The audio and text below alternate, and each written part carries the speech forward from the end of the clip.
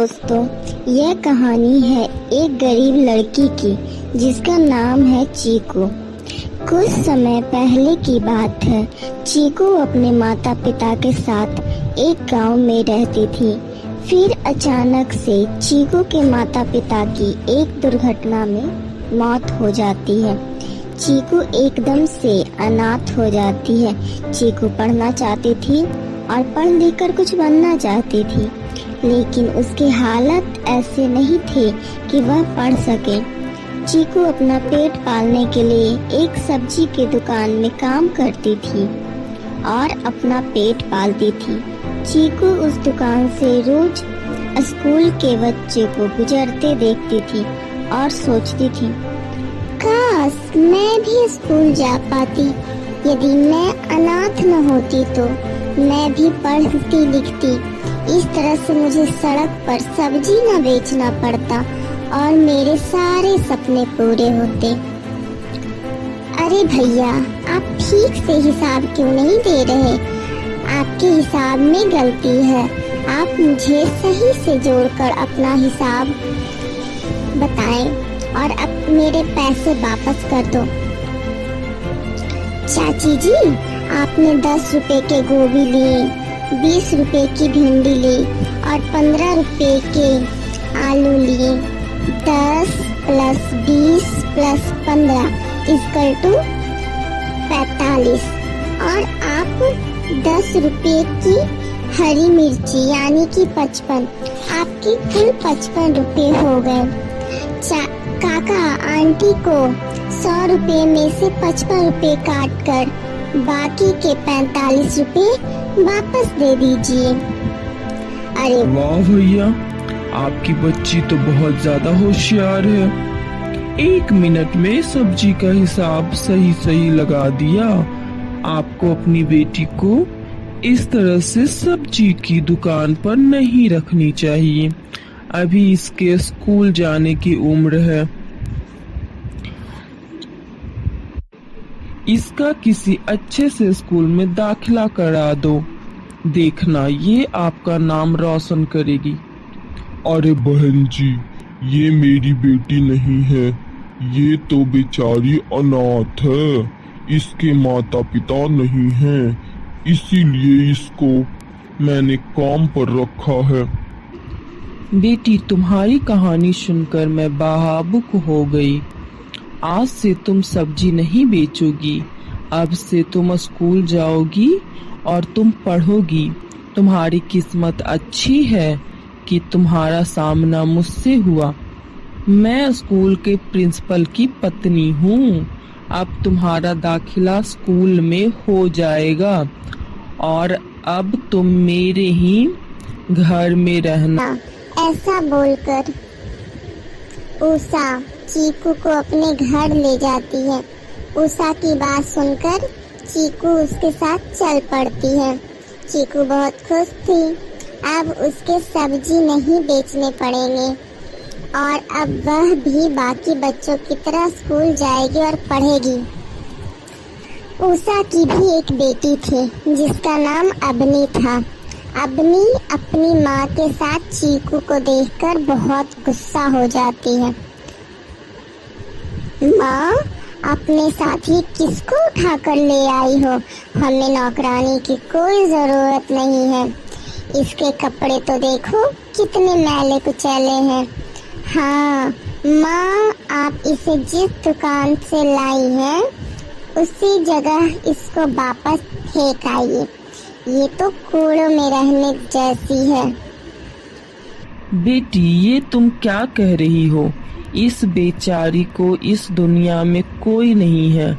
यह अनाथ है और यह पढ़ना चाहती है। यह पढ़ने में बहुत होशियार है, तभी मैं इसे यहाँ लेकर आई हूँ। मैं तुम्हारे पापा से कहकर इसे तुम्हारे स्कूल में दाखिला करा दूंगी। हमारा इतना बड़ा घर है तो हम इस अनाथ बच्ची को रहने के लिए थोड़ी सी जगह तो दे ही सकते हैं। उषा अपनी बेटी को बहुत समझाती है, लेकिन अबनी वहाँ से गुस्से में चली जाती है। जब उषा के पति राजेश घर आते हैं तो वो अपने पति को सारी बात बताती है। फिर राजेश उषा की बात सुनकर अपने स्कूल की एक टीचर से कहकर चीकू का टेस्ट दिलवाते हैं।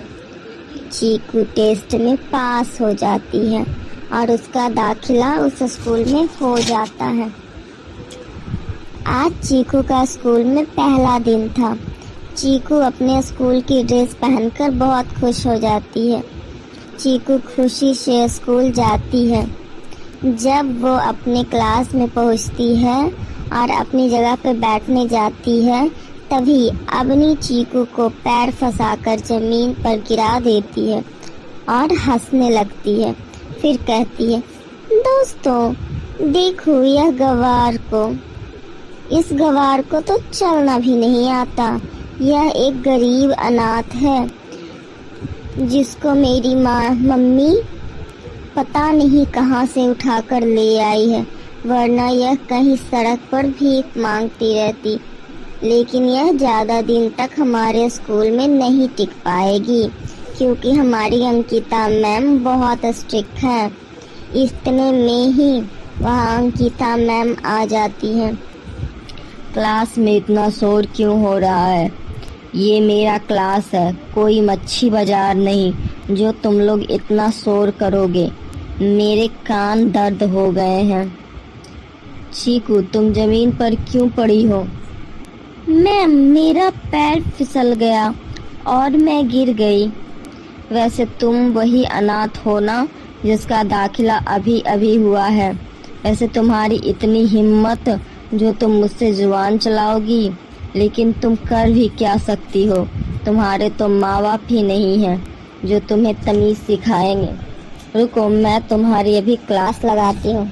इतना कहकर अंकिता मैम चीकू को बहुत मारती है और क्लास से बाहर निकाल देती है। जब तक उनका क्लास चलता रहता है, चीकू क्लास के बाहर ही खड़ी रहती है।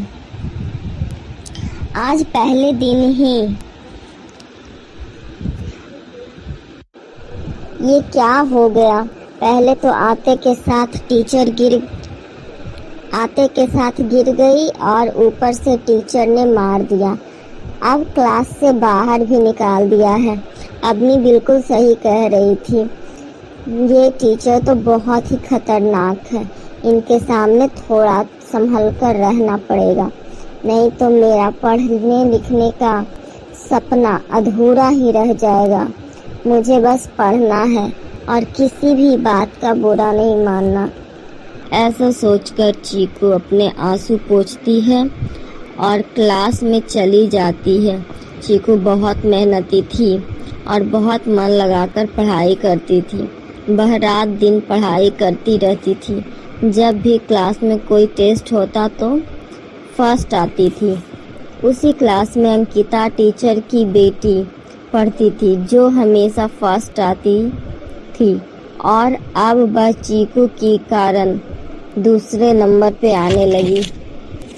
इस वजह से अंकिता टीचर चीकू से और भी ज़्यादा चिढ़ती रहती थी।